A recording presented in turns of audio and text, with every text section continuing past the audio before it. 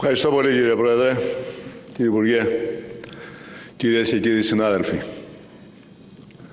Θα ξεκινήσω με ένα θέμα που έχουμε δει όλοι σήμερα στη δημοσιότητα. Στη χθεσινή συνάντηση του Πρωθυπουργού με τον Μακρόν φάνηκε ότι η Γαλλία δεν μπορεί να κάνει τίποτα για να μην πουληθούν οι πύραυλοι Μέτεορς στην Τουρκία.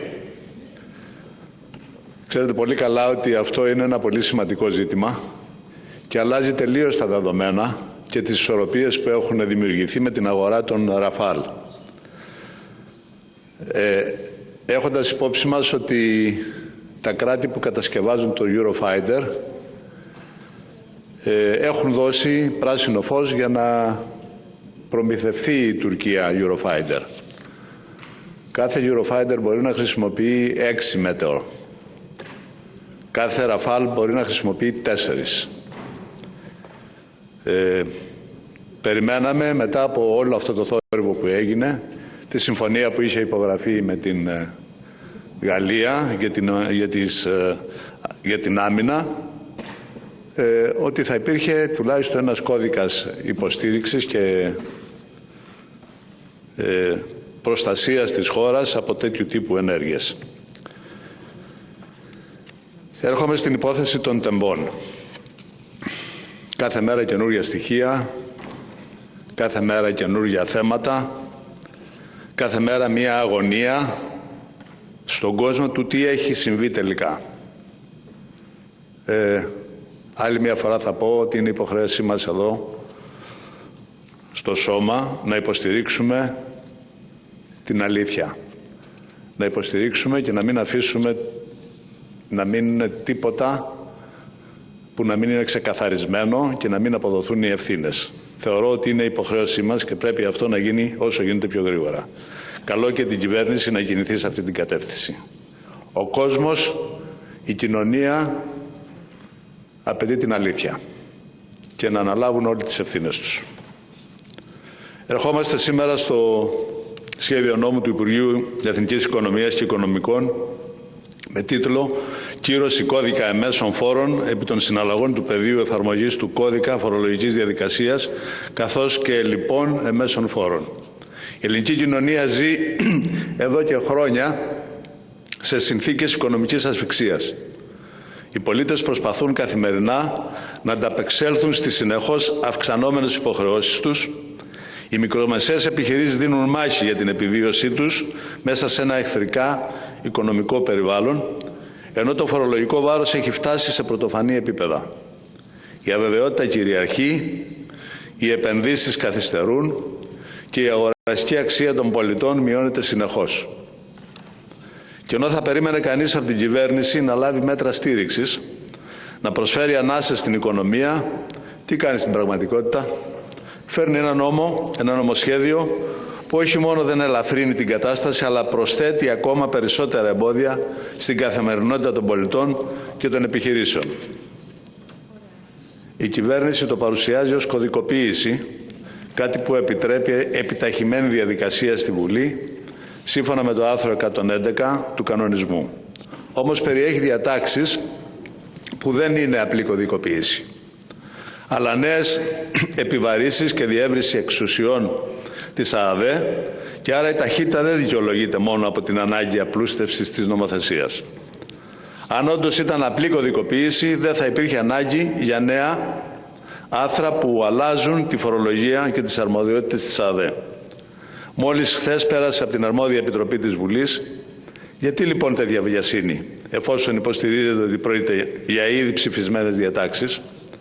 Το άρθρο 5 που εισάγει το ψηφιακό τέλος συναλλαγής, στην ουσία εισάγει ένα νέο μηχανισμό επιβάρηση που εισχωρεί σε συναλλαγές που μέχρι σήμερα ήταν ελεύθερες από τέτοιου είδους χρεώσεις.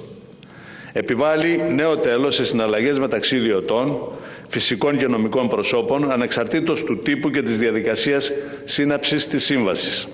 Δηλαδή έρχεται να προσθεθεί ένας νέος φόρος που δεν αφορά μόνο τις μεγάλες εταιρείες, αυτές άλλωστε έχουν τους μηχανισμούς να τον απορροφήσουν.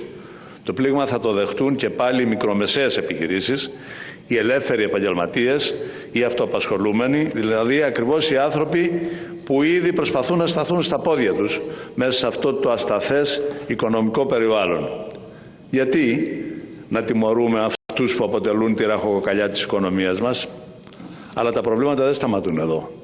Το άρθρο 40 που επιτρέπει στην ΑΔΕ να προσδιορίζει προσωρινά την αξία των συναλλαγών δημιουργεί σοβαρές ανησυχίες. Στην πράξη αυτό σημαίνει πως οι φορολογούμενοι ενδέχεται να κληθούν να πληρώσουν φόρους, όχι με βάση τα πραγματικά στοιχεία, αλλά με βάση υποθέσεις και εκτιμήσεις, αφού ο ίδιος ο διοικητής της ΑΔΕ θα μπορεί να αμφισβητήσει τις δηλώσεις των φορολογουμένων και να επιβάλλει προσωρινές αξίες στις συναλλαγές, καλώντας τους υπόχρεους να αποδεχθούν ή να αμφισβητήσουν την εκτίμηση.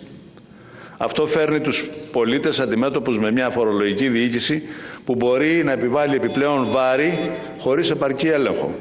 Ποιος εγγυάται ότι αυτές οι εκτιμήσεις θα είναι δίκαιες? Ποιος θα προστατεύσει το φορολογούμενο από λάθη και αδικίες που μπορεί να κοστίσουν οικονομικά και νομικά?